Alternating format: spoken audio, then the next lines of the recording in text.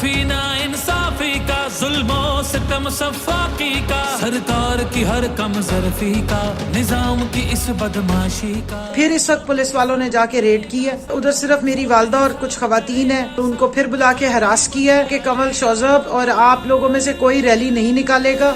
जुल्म का बदला वोट से, सितम का बदला वोट से।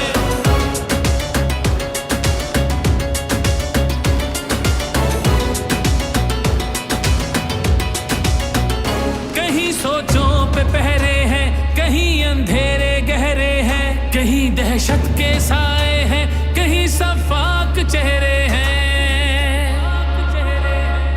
जहनों की तालाबंदी का, सोचों पे पाबंदी का, और सिसकी आहोजारी का, माफिया की अय्यारी का। वोट हिसाब करेगा सब, वोट ही बदला लेगा।